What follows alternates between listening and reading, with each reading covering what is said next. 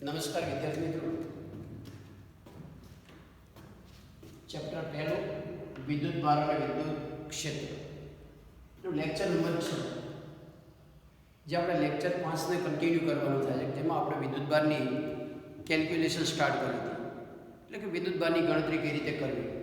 તો લેક્ચર 5 માં થોડું તમને યાદ કરાવી દઉં કે લેક્ચર 5 માં આપણે જોયું કે કોઈ પણ સિસ્ટમ પરનો કુલ ચાર્જ કેટલો, તો Q બરાબર એની n મેળવેલા અથવા તો ગુમાવેલા ઇલેક્ટ્રોનની સંખ્યા, એની કિંમત 1.6 × 10 - 19 કર. પછી વાત કરી પરમાણુ પરનો ચાર્જ. તો પરમાણુ વિદ્યુતભારની દ્રષ્ટિએ તટસ્થ હોય, પરમાણુનો કુલ ચાર્જ કેટલો હોય 0, પણ પરમાણુમાં ધન અથવા ઋણ વીજભાર માંગે આપણી પાસે, તો ધન અથવા ઋણ વીજભાર માંગે તો Q બરાબર JD, ધન વીજભાર માંગે તો પ્લસ JD આવશે, ઋણ વીજભાર માંગે તો માઈનસ JD. જેડ છે પેલું પરમાણુ ક્રમાંક. પછી આપણે એ વાત કરી પરમાણુમાંથી આટલા ઇલેક્ટ્રોન દૂર કરવામાં આવે, 4 ઇલેક્ટ્રોન દૂર કરવામાં આવે, તો વીજભાર કેટલો 4, 5 દૂર કરો તો પરમાણુ પરનો ચાર્જ કેટલો 5. એના પછી આપણે વાત કરી હતી કે પરમાણુમાંથી x% ઇલેક્ટ્રોન દૂર કરવામાં આવે, પરમાણુમાંથી કેટલા ટકા x% ઇલેક્ટ્રોન દૂર કરવામાં આવે, તો એ પરમાણુ પરનો વિદ્યુતભાર કેટલો, એક શોર્ટકટ આપણે આપ્યો તો કે ZEx/100, ZEx/100. Z પરમાણુ ક્રમાંક, એની કિંમત 1.6 × 10 - 19 x ટકા, જે ટકા આપે 10 15 જે આપે ભાગ્યા 100. તો એક પરમાણુ પરમાંથી x% ઇલેક્ટ્રોન દૂર થાય તો ચાર્જ કેટલો, તો એક પરમાણુ પરનો ચાર્જ કેટલો થશે ZEx/100 થશે. પછી અણુ પરની ચાર્જની વાત કરી હતી, પાણીનું દાન આપણે લીધું H2O માં ચાર્જ ગણો કેટલો ધન કેટલો ઋણ. આ કેસમાં આપણે ફરીથી પ્રોટોનની અને ઇલેક્ટ્રોનની સંખ્યા નક્કી કરવી પડે. પ્રોટોન ઇલેક્ટ્રોન અણુમાં પણ સમાન હોય, અણુ પણ વિદ્યુતભારની દશા કેવો છે તટસ્થ. H માં 2 હોય, O માં 8 હોય, આપણે વાત કરી હતી કેટલા 10. કોઈ દળ આપી દીધું હોય અને દળ પરથી આપણે પરમાણુની સંખ્યા શોધવી હોય, સૂત્ર હતું દળ ભાગ્યા અણુ હોય તો આણ્વીય દળ આવે, આણ્વીય દળ ઇન્ટુ એને આવે, પરમાણુ હોય તો પરમાણ્વીય દળ આવે. આ રીતે દળ પરથી પહેલા પરમાણુ શોધવા પડે, પરમાણુ પરથી પછી વિદ્યુતભારની ગણતરી કરવી પડે. તો મિત્રો આજના લેક્ચરને આપણે આગળ વધારીએ.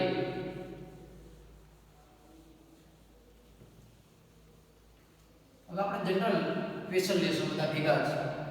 કોઈ આવો પ્રશ્ન હોય કે રેશમનું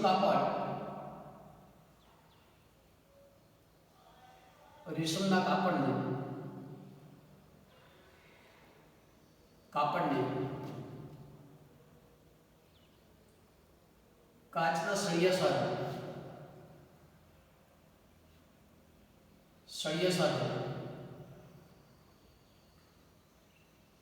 ઘસતા -320 નેનોકુલમ વિદ્યુતભાર મેળવે છે, તો કેટલા ઇલેક્ટ્રોન મેળવતું છે?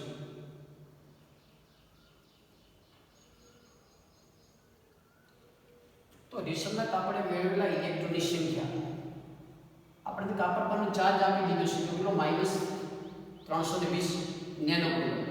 તો ચાર્જ આપણી પાસે -320 નેનોકુલમ, નેનો એટલે 10⁻⁹ બાદ.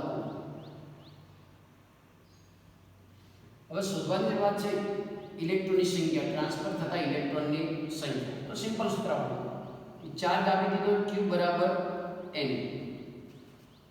તો n બરાબર Q/E. અહીંયા સંખ્યા શોધવા માટે આપણે માઈનસ મૂલ્ય લેતા નથી, -320 એ બદલે ઓન્લી શું લેશો 320 નેનો એટલે 10⁻⁹. E એટલે ઇલેક્ટ્રોન પરનો ચાર્જ 1.6 × 10⁻⁹ કુલમ.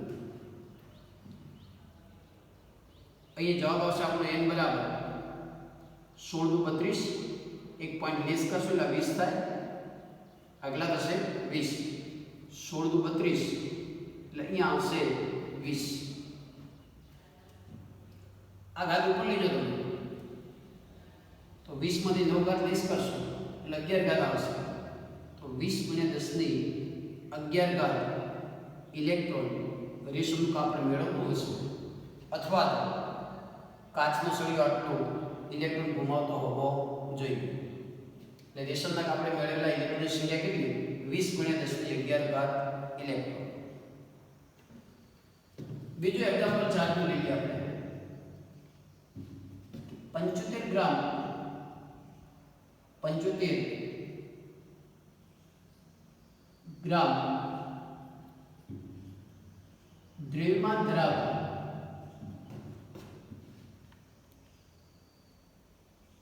75 ગ્રામ દ્રવ્યમાન ધરાવતા ઇલેક્ટ્રોનના જથ્થા પર ઇલેક્ટ્રોનના જથ્થા પરનો વિદ્યુત ભાર શોધો. વિદ્યુત ભાર શોધો. તો મિત્રો પહેલા 75 ગ્રામ દ્રવ્યમાન ધરાવતા ઇલેક્ટ્રોનનો જથ્થો છે. એટલે ઇલેક્ટ્રોન દળ કેટલા કિલોગ્રામ આપી દીધું? બધા ઇલેક્ટ્રોન દળ કેટલા ગ્રામ આપ્યું? 75 ગ્રામ. તો આટલું દળ ધરાવતા ઇલેક્ટ્રોન પરનો ચાર્જ કેટલો હોવો જોઈએ? તો પહેલું આપણે શોધવું પડશે 75 ગ્રામ દળની અંદર ઇલેક્ટ્રોનની સંખ્યા.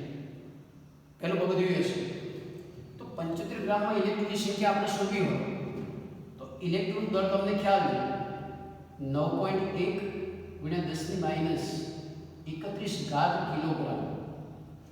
9.1 ગુણ્યા 10 ની માઈનસ 31 ઘાત કિલોગ્રામ. તો આપણે આવી કિરાસી કરવું પડે કે આટલું દળ હોય ત્યારે કેટલા ઇલેક્ટ્રોન હોય? 1 ઇલેક્ટ્રોન. તો 75 ગ્રામ દ્રવ્યની અંદર ઇલેક્ટ્રોનની સંખ્યા કેટલી? જો મિત્રો આ ગ્રામમાં છે અને આ કિલોગ્રામમાં છે, જ્યારે ત્યારે આપણે કિલોગ્રામમાં લખવું પડે. એટલે 83 આવી આવશે કે 9.1 ગુણ્યા 10 ની માઈનસ 31 ઘાત કિલોગ્રામ દળ હોય તો 1 ઇલેક્ટ્રોન મળશે. તો ઇલેક્ટ્રોનની સંખ્યા કેટલી હશે? 1. તો તમારી પાસે દળ કેટલું છે? 75 ગ્રામ. ગ્રામને આપણે કેજીમાં કન્વર્ટ કરો. 75 ગુણ્યા 10 ની માઈનસ 3 ઘાત કિલોગ્રામ દળમાં ઇલેક્ટ્રોનની સંખ્યા કેટલી? દળમાં ઇલેક્ટ્રોનની સંખ્યા.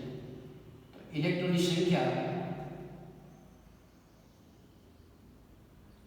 આ 83 મૂકશું એટલે 75 ગુણ્યા 10 ની માઈનસ 3 ઘાત ઇન્ટુ 1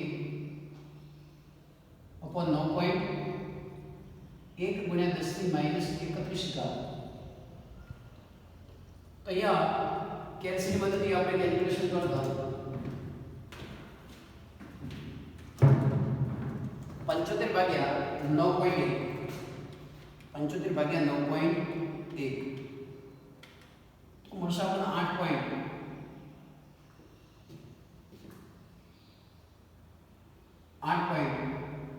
8.42 ઘાત 3 ઘાત ઘટશે લઈએ બને ઇન્ટુ 31 માંથી 3 જાય એટલે 28 આવશે. 10 ની 28 ઘાત ઇલેક્ટ્રોન.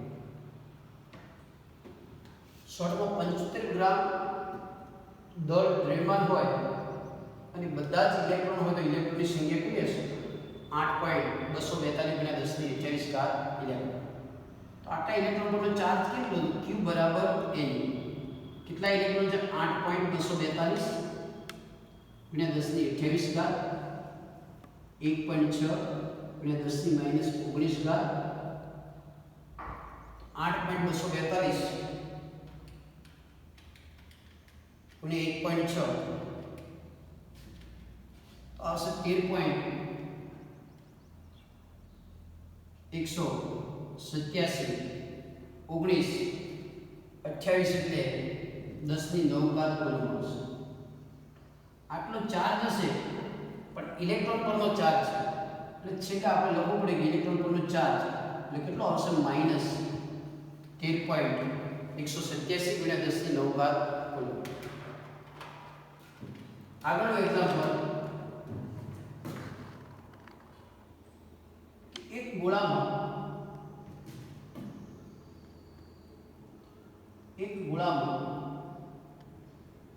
2 × 10 ની 21 ઘાત પરમાણુ છે। એક ગોળામાં પરમાણુની સંખ્યા કેટલી? 2 × 10 ની 21 ઘાત। ઇલેક્ટ્રોનની સંખ્યા નહીં પણ પરમાણુની સંખ્યા। તો બે પ્રશ્ન આપણે પૂછી લે, જો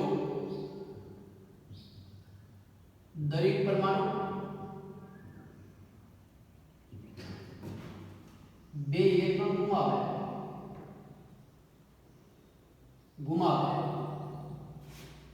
તો ગોળા પરનો ચાર્જ કેટલો? તો ગોળા પરનો ચાર્જ શું?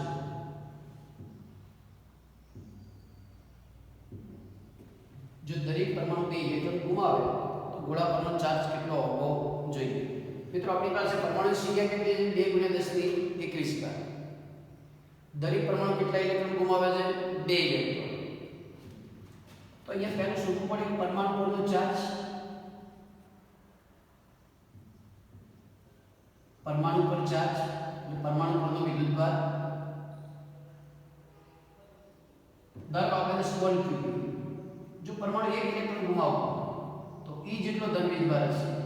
અહીંયા 2 ઇલેક્ટ્રોન ગુમાવે તો પ્લસ p જેટલો ચાર્જ હશે, એક પરમાણુ પરનો ચાર્જ એટલે 2 × 1 = 6 અને 10 ની -19 ઘાત કુલમ આવશે 3.2 × 10 ની -19 ઘાત કુલમ।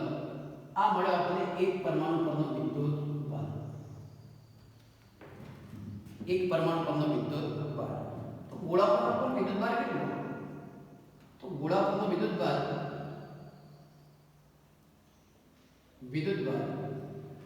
કેપિટલ Q બરાબર એક પરમાણુ પરનો વિદ્યુતભાર આટલો તો આટલા પરમાણુ પરનો કેટલો? તો તેનો શું કરવો પડશે? ગુણાકાર।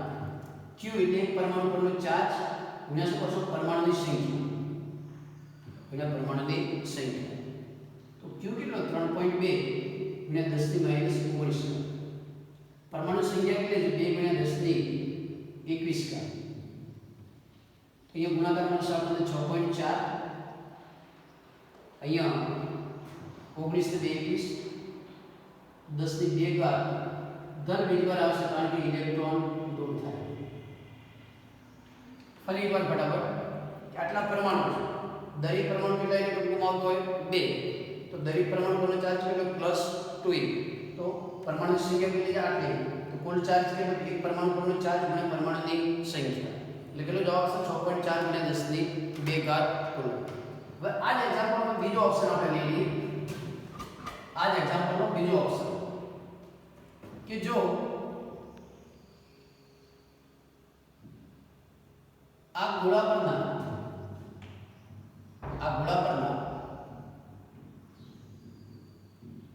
કુલ પરમાણુમાંથી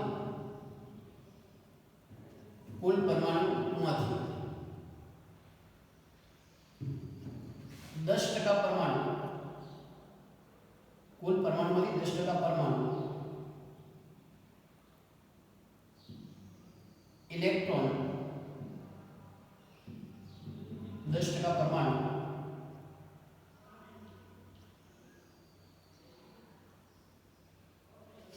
એક ઇલેક્ટ્રોન ગુમાવતા, એક ઇલેક્ટ્રોન ગુમાવતા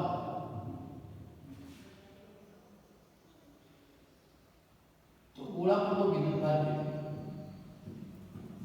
ગોળા પરનો વિદ્યુતભાર શું?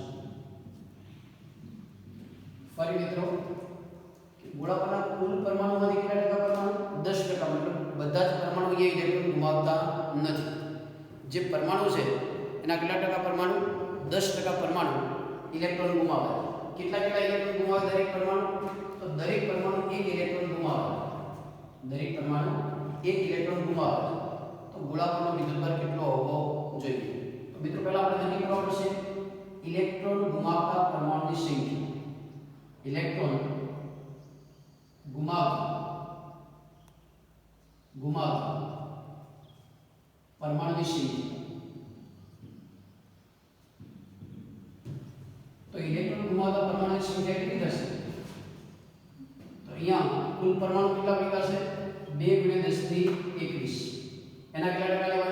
10%. આપણે આવું મળશે 2 × 10 ની 21 ઘાત ગુણ્યા કેટલા આવશે 10 ભાગ્યા 100. ટૂંકમાં 40 ના 10%, 40 ના 10%, 40 × 10 લગે શું પડે 100. તો 40 ના 10% કેટલા આવશે 4. તો આટલા 10% કેટલા આવશે 2 × 10 ની 21 ગુણ્યા 10 ભાગ્યા કેટલા આવશે 100. ટૂંકમાં ઇલેક્ટ્રોન ગુમાવતા પરમાણુ સંખ્યા આપણને મળશે 2 × 10 ની 20 ઘાત પરમાણુ ઇલેક્ટ્રોન ગુમાવે છે. 2 × 10 ની 20 ઘાત પરમાણુ ઇલેક્ટ્રોન ગુમાવે છે. આ કિસ્સામાં દરેક પરમાણુ કેટલો ઇલેક્ટ્રોન ગુમાવવાની વાત કરે છે 1. એટલે દરેક પરમાણુ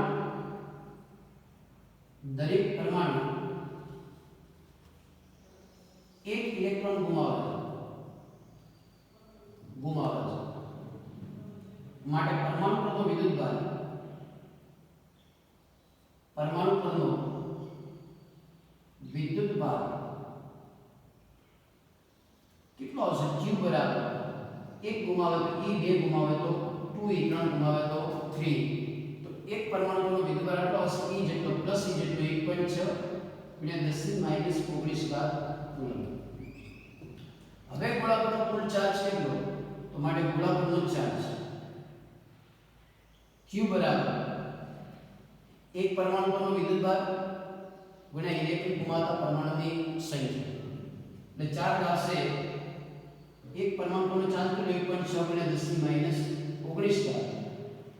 કેટલા પરમાણુ ઇલેક્ટ્રોન ગુમાવે છે? તો 2 ગુણ્યા 10 ની 20 ઘાત. તો એ જવાબ આવશે 16 32 3.2 ગુણ્યા 10 ની 1 ઘાત આવશે. તો શોર્ટમાં 32 કુલમ જેટલો ચાર્જ આ ગોળા પર હોવો જોઈએ. ફટાફટ બીજા કેસની ચર્ચા કરી લઈએ કે ગોળામાં પરમાણુ સંખ્યા કેટલી 2 × 10 ની 21 ઘાત. એના કેટલા ટકા પરમાણુ ઇલેક્ટ્રોન ગુમાવે 10%. પહેલો શોધવું પડે ઇલેક્ટ્રોન ગુમાવતા પરમાણુ સંખ્યા એટલે એના 10% કેટલા પડશે 2 × 10 ની 20 ઘાત. પછી દરેક પરમાણુ કેટલો ઇલેક્ટ્રોન ગુમાવે છે 1. તો એક પરમાણુ પરનો વિદ્યુતભાર કેટલો આવશે E જેટલો. હવે ગોળા પરનો ચાર્જ કેટલો? એક પરમાણુ પરનો ચાર્જ ગુણ્યા પરમાણુની સંખ્યા. પણ કયા પરમાણુ ઇલેક્ટ્રોન ગુમાવતા પરમાણુની સંખ્યા? એ બધા જ પરમાણુ ઇલેક્ટ્રોન ગુમાવતા નથી. તો ગોળા પરનો વિદ્યુતભાર આપણને આટલો મળશે 1.6 ગુણ્યા 10 ની -19 ઘાત ગુણ્યા 2 ગુણ્યા 10 ની 20 ઘાત એટલે કે 32 કુલમ જેટલો ચાર્જ ગોળા પર આ કિસ્સામાં હોવો જોઈએ. મિત્રો વ્યાપક એક જનરલ દાખલો આપણે લઈ લઈએ કે જેની અંદર બધા જ કેસ આવ્યા.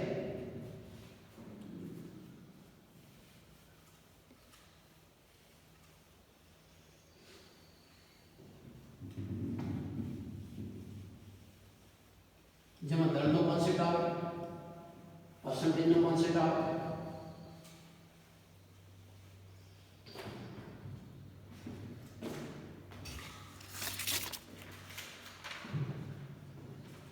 તો મિત્રો પ્રશ્ન આવો છે કે 260 ગ્રામ, ખાસ ધ્યાન રાખજો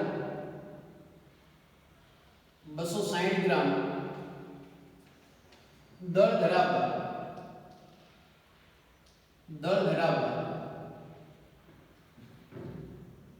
ઝીંકના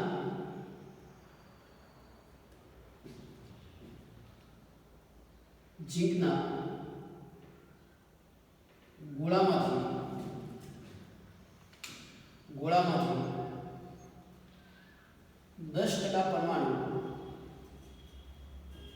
10% પરમાણુ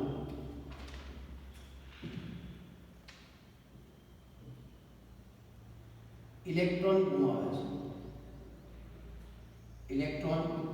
છે. જો દરેક પરમાણુ 10%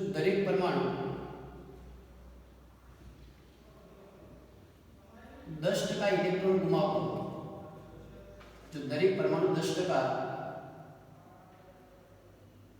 ઇલેક્ટ્રોન ગુમાવતો હોય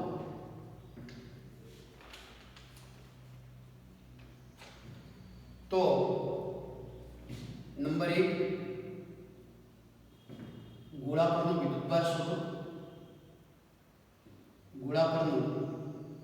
વિદ્યુતભાર શોધો. મિત્રો જેટલો ગોળો છે ઝીંક માટે એનો પરમાણુ ક્રમાંક 30 છે અને પરમાણુ ભાર 65 લેવો છે, 65 × 38 એટલે કેટલો લો 65. તો ગોળા પરનો વિદ્યુત ભાર 100. તો આની અંદર મિત્રો બધું જ આવશે. ગોળા પરનો ચાર્જ શોધવાનો રકમ ધ્યાનથી જોઈ લો કે ગોળાનું દળ આપે 260 ગ્રામ. કેટલા ગ્રામ? 260 ગ્રામ. પરમાણુની સંખ્યા આપી નથી એટલે પહેલા દળમાંથી આપણે શોધવા પડશે પરમાણુની સંખ્યા. હવે જે પરમાણુ આપ્યા છે એ પૈકીના માત્ર કેટલા ટકા પરમાણુ ઇલેક્ટ્રોન ગુમાવે છે? 10%. તો પરમાણુની સંખ્યા શોધ્યા પછી ઇલેક્ટ્રોન ગુમાવતા પરમાણુની સંખ્યા આપણે શોધવી પડે. હવે આગળ એક વાત કરી, દરેક પરમાણુ 10% ઇલેક્ટ્રોન ગુમાવે છે. 10 ઇલેક્ટ્રોન નહીં, 5 ઇલેક્ટ્રોન નહીં, 2 ઇલેક્ટ્રોન નહીં, પણ જે બી ઇલેક્ટ્રોન છે એના કેટલા ટકા ઇલેક્ટ્રોન ગુમાવે છે? 10%. તો ગોળા પરનો ચાર્જ શોધો. તો આપણે કેલ્ક્યુલેશન કરવી પડશે. ગોળામાં પરમાણુની સંખ્યા શોધવી પડશે, ઇલેક્ટ્રોન ગુમાવતા પરમાણુની સંખ્યા શોધવી પડે અને પછી શોધવું પડશે એક પરમાણુ પરનો વિદ્યુતભાર કેટલો હોવો જોઈએ અને પછી બેનો ગુણાકાર કરવો પડશે. તો અહીંયા શરૂઆત કરીએ કે 260 ગ્રામ ઝીંકમાં પરમાણુની સંખ્યા મિત્રો પરમાણુની સંખ્યાનું સૂત્ર તમને ખ્યાલ છે. આપેલ દળ, પરમાણુ આપેલો પરમાણુય દળ,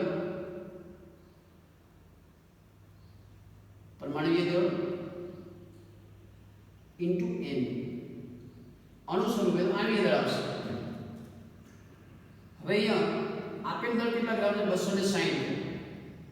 તો 260 ભાગ્યા એનું પરમાણુ દળ કેટલું લેવાશે?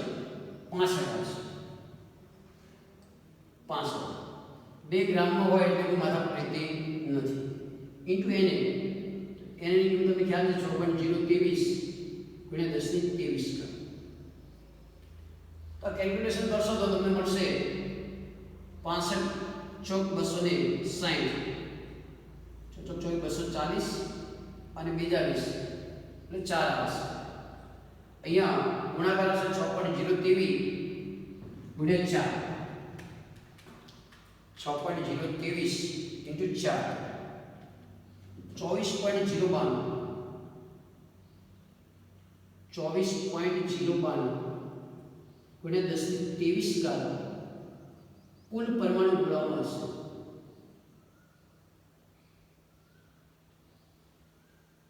કુલ ગોળામાં રહેલા પરમાણુની સંખ્યા. હવે બધા જ પરમાણુ ઇલેક્ટ્રોન ગુમાવતા નથી એટલે બધા પરમાણુ ધ્યાનમાં લઈ શકાય નહીં. આના કેટલા ટકા પરમાણુ? 10% પરમાણુ ઇલેક્ટ્રોન ગુમાવે છે. તો વિદ્યુતભારની ગણતરીમાં માત્ર ઇલેક્ટ્રોન ગુમાવતા પરમાણુ ધ્યાનમાં લેવા પડશે. તો ફરી શોધવું પડશે ઇલેક્ટ્રોન ગુમાવતા પરમાણુની સંખ્યા. એ લખવું પડશે કે 10% જ પરમાણુ ઇલેક્ટ્રોન ગુમાવે છે.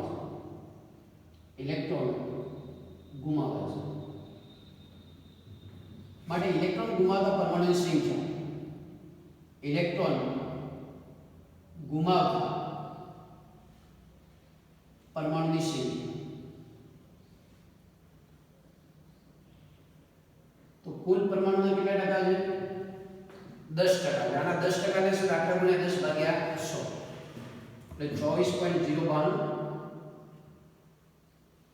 ગુણ્યા 10⁻23 એના 10% એટલે 10 વડે ગુણી દો 100 વડે ભાગ્યા એક ઘાત ઘટશે એટલે 24.092 ગુણ્યા 10⁻22 પરમાણુ આવ્યા. ઇલેક્ટ્રોન ગુમાવતા પરમાણુની સંખ્યા ઇલેક્ટ્રોન ગુમાવતા પરમાણુ. હવે મિત્રો ખાલી ક્લિયર કરવાનું એક પરમાણુ પરનો વિદ્યુતભાર કેટલો. તો પરમાણુ કેટલા ઇલેક્ટ્રોન ગુમાવે છે? 10% ઇલેક્ટ્રોન ગુમાવે છે. 10 ઇલેક્ટ્રોન નહીં, 10 ઇલેક્ટ્રોન ગુમાવે તો ચાર્જ કેટલો થઈ જાય પરમાણુ પરનો? 10. પણ અહીંયા 10% ઇલેક્ટ્રોન ગુમાવે છે. જ્યારે આવો કેસ આવે તો પેલું શોર્ટકટ વાળું સૂત્ર આપણે યાદ કરવાનું. જ્યારે આટલા ટકા પરમાણુ ઇલેક્ટ્રોન ગુમાવતો હોય ત્યારે દરેક પરમાણુ પરનો ચાર્જ શોધવો છે. દરેક પરમાણુ પરનો ચાર્જ પરનો વિદ્યુતભાર ટકાવાર વાળી વાત આવે એટલે આપણે સીધું સૂત્ર મૂકી દેવાનું ZEX ભાગ્યા 100, જ્યાં x આંકડા ટકા છે. ZEX ભાગ્યા 100. 83 ની મારા ઉપરમાં 80 રહેશે. z કેટલો છે? તો z કેટલો છે? 30. e ની વેલ્યુ 1.6 અને 10 ની માઈનસ 19 ઘાત. x કેટલા ટકા છે? તો 10%. તો x ની કિંમત કેટલી મૂકી દો તમે? 10 ભાગ્યા 100. 16 તરી 48, 4.8 અને 10 ની માઈનસ 19 ઘાત કુલમ. આ ચાર્જ આવે એક પરમાણુ પરનો વિદ્યુત ભાર. ફરી મિત્રો જ્યારે x ટકા કે જે ટકા ઇલેક્ટ્રોન ગુમાવતો હોય પરમાણુ, એવા કિસ્સામાં પરમાણુનો ચાર્જ શોધવાનું સીધું સૂત્ર આપણે યાદ રાખીએ ZEX ભાગ્યા 100. તો એ ચાર્જ મળશે 4.8 અને 10 ની માઈનસ 19 ઘાત કુલમ. તો માટે ગોળા પરનો કુલ ચાર્જ, ગોળા પરનો કુલ વિદ્યુત ભાર Q બરાબર એક પરમાણુ પરનો વિદ્યુત ભાર ગુણ્યા 100 હશે ઇલેક્ટ્રોન ગુમાવતા પરમાણુની સંખ્યા, અને ઇલેક્ટ્રોન ગુમાવતા પરમાણુ, એક પરમાણુ પરનો ચાર્જ કેટલો હોય? 4.8 ગુણ્યા 10 ની માઈનસ 19 ઘાત. કેટલા પરમાણુ ઇલેક્ટ્રોન ગુમાવે છે? 24.092 ગુણ્યા 10 ની કેટલી આવશે? 22. મિત્રો આ જવાબ આવશે 24.092 into 4.8. જવાબ આવશે 115.64. ઘાત બેલેન્સ કરો તો 10 ની 3 ઘાત આવશે. 3 ઘાત કુલમ. તો આ કેસમાં આપણે બધા જ કોન્સેપ્ટ લઈ લીધા. દળનો કોન્સેપ્ટ, પર્સન્ટાઇલ કોન્સેપ્ટ, ફરીવાર રિપીટ કરું, દળ આપ્યું છે એમાં બધા પરમાણુ ઇલેક્ટ્રોન ગુમાવતા નથી. કેટલા ટકા ગુમાવે છે? 10%. અને અહીંયા દરેક પરમાણુ પર કેટલા ટકા ઇલેક્ટ્રોન ગુમાવે છે? 10%.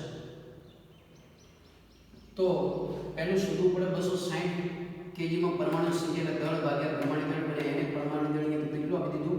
500. અને જવાબ મળશે આપણને 24.092 ગુણ્યા 10 ની 23 ઘાત પરમાણુ. કુલ ગોળામાં પરમાણુની સંખ્યા. બધા જ પરમાણુ ઇલેક્ટ્રોન ગુમાવતા નથી. કેટલા પરમાણુ ઇલેક્ટ્રોન ગુમાવે છે? 10%. તો ઇલેક્ટ્રોન ગુમાવતા પરમાણુની સંખ્યા એટલે કુલ પરમાણુમાં 10% એટલે આને 10 વડે ગુણી 100 વડે ભાગવા પડે. તો આ મળી ગઈ આપણે પરમાણુની સંખ્યા, ઇલેક્ટ્રોન ગુમાવતા પરમાણુની સંખ્યા. હવે અહીંયા જે પરમાણુ છે એ 1 2 3 એ રીતે ઇલેક્ટ્રોન ગુમાવતો નથી. અહીંયા આપણે એવું કીધું કે પરમાણુમાં 10% ઇલેક્ટ્રોન ગુમાવે છે. દરેક પરમાણુ 10% ઇલેક્ટ્રોન ગુમાવે.